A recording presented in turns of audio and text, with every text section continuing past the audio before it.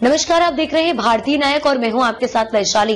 दक्षिण कोरिया में 2024 का साल दर्दनाक यादें छोड़ने वाला साबित हुआ है। रविवार सुबह दक्षिण कोरिया के मुआन एयरपोर्ट पर एक विमान हादसे में 179 लोगों की जान चली गई। यह हादसा जेजू एयर फ्लाइट नंबर 2216 का था, जो थाईलैंड से लौट रहा था। विमान में कुल 181 लोग सवार थे, जिनमें 175 यात्री और 6 क्रू सदस्य शामिल थे। यह हादसा दक्षिण जेओला प्रांत के मुआन एयरपोर्ट पर हुआ, जब विमान रनवे पर उतरने के दौरान स्लिप हो गया और एयरपोर्ट की दीवार से टकराकर आग का गोला बन गया।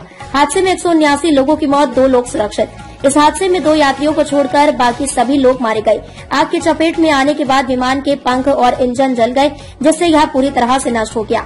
दक्षिण कोरिया की राष्ट्रीय अग्निशमन एजेंसी ने जानकारी दी कि दुर्घटना स्थल पर 32 फायर इंजन और दर्जनों दमकल कर्मी तैनात किए गए थे। साथ ही बचाव कार्य तेजी से जारी था। दुर्घटना का कारण दक्षिण कोरिया के आपातकालीन कार्यालय के अनुसार यह दुर्घटना लैंडिंग गियर में तकनीकी खराबी के कारण हुई। प्रारंभिक जांच में यह बताया गया कि संभवतः विमान के लैंडिंग गियर में खराबी आ गई थी, जो बर्ड स्ट्राइक पक्षियों के टकराने के कारण हुई थी। दक्षिण कोरिया के कार्यवाहक राष्ट्रपति चोई सांग मोक ने बचाव कार्य के लिए सभी संसाधनों को तैनात करने का आदेश दिया है। उन्होंने अधिकारियों को निर्देश देते हुए कहा, सभी संबंधित एजेंसियों को उपलब्ध सभी संसाधनों को तैनात करके घायल व्यक्तियों को बचाने का कार्य करना चाहिए। एक सप्ताह में दूसरी बड़ी विमान दुर्घटना।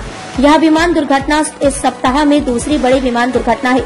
इससे पहले 25 दिसंबर को कजाकिस्तान में एक और विमान हादसा हुआ था। यह दुर्घटना अजरबैजान एयरलाइंस के एक विमान की थी, जो कजाकिस्तान में दुर्घटनाग्रस्त हो गया था। इस हादसे में 38 लोग मारे गए थे।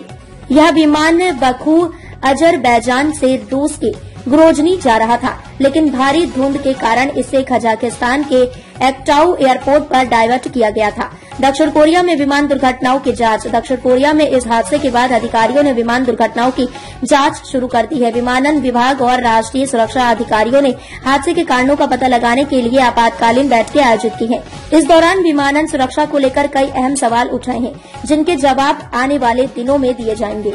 अब तक के लिए इतना ही। वीडियो को लाइक और शेयर करें और चैनल को सब्सक्राइब करें।